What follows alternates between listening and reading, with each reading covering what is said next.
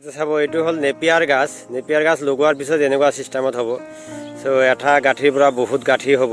তো ইয়াতে চাব পাৰিব আমাৰ লগত কিমান ডাঙৰ হয় ইয়াতে চাওক, আৰু এটা থোপৰ পৰা কিমান ডাঙৰ থোপ হৈছে মই দূৰৰ পৰা দেখাই আছোঁ, ইয়াতে চাব পাৰিব। এইটো হ'ল নেপিয়াৰ গাছ, ইয়াতেও চাব, ইয়াতেও আছে এনেকুৱা। মই দূৰৰ পৰা দেখাই আছোঁ বহুত ওখ হয় আৰু গছটো। তো ইয়াতে চাব পাৰিব নেপিয়াৰ গছবিলাক। ওচৰৰ পৰা মই যাই পিনে দেখাই দিম। চাওক এইবিলাক একেবাৰে কোমল হয়। তো এইকেইটা ডাঠিও খাব পাৰে। তেনেকুৱা এইবিলাক খাই শেষ কৰিছে আৰু ইয়াতে চাওক আৰু নতুনকৈ ওলাইছে ইয়াতে। এইবিলাক হ'ল নেপিয়াৰৰ কাটিং। কাৰোবাৰ যদি লাগে তেতিয়াহ'লে আমাৰ লগত যোগাযোগ কৰিব পাৰে। আমাৰ নাম্বাৰটো ডিছক্ৰিপশ্যনত দিয়া থাকিব। তো আমাক যোগাযোগ কৰিলে আমি পাৰ পিচ ধৰক 3 টকাকৈ এইটো ৰাখিম আৰু। তো আমাৰ লগত কণ্টেক্ট কৰিব। এইটো গৰু, ম'হ, ছাগলী, ভেড়া যিকোনো ধৰক ঘৰচীয়া জানোৱাৰ মানে খাব আৰু এনেকুৱা। তো আমাৰ লগত যোগাযোগ কৰিব। এইটো হাইব্ৰিড নেপিয়াৰ হয়, তো বহুত ভালকৈ খায় আৰু এনেকুৱা।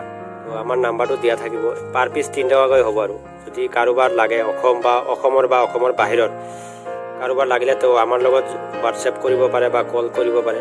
অৰ্ডাৰ কৰিলে আমি কুৰিয়াৰৰ মাধ্যমত বা পোষ্ট অফিচৰ মাধ্যমত পঠাই দিবৰ সুবিধা আছে। মোৰ নেপিয়াৰৰ খেতিটো চাই লওক ভালদৰে। এইটো মোৰ নেপিয়াৰৰ খেতি। এটা ডাঠিৰ পৰা কিমান এনেকুৱা গাঁঠি হয়। গাঁঠিবিলাক আপোনালোকে লগাই দিব। লগাই দিয়াৰ পিছত এটাৰ পৰা বহুত ইয়াতে প্ৰায় 30-40টা একেবাৰে ওলায় আৰু ইয়াতে চাব পাৰিব।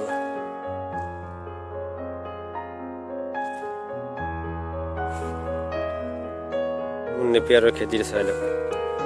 মই এফালৰ পৰা দেখাই আছোঁ। মই এটা প্ৰায় 14 ফিটকৈ হ'ব আৰু।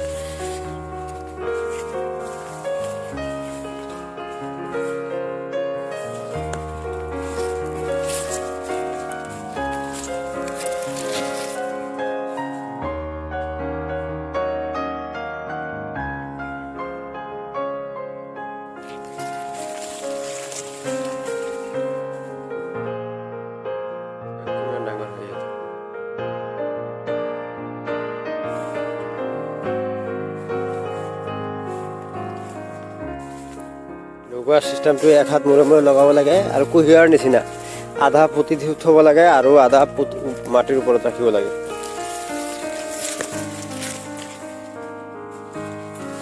লগোৱাৰ চিষ্টেমটো মই আৰু দেখাম, তাতে আৰু ওচৰত আছে। মই দূৰৰ পৰা দেখাই আছোঁ।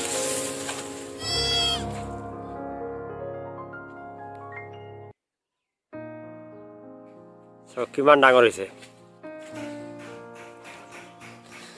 এতিয়া চাওক এইটো মই লগাই দিছোঁ 2 পৰা 3 দিন হৈছে। ইয়াতে সাৰটো বহুত বেছিতো, অতি সোনকালে ইয়াতে হৈছে আৰু ইয়াতে চাব পাৰিব কেনেকুৱা লগাই দিব লাগে। তো এই মাটিৰ তলৰ পৰা এটা গাঁঠি ওলাইছে আৰু মাটিৰ ওপৰৰ পৰা এটা গাঁঠি ওলাইছে,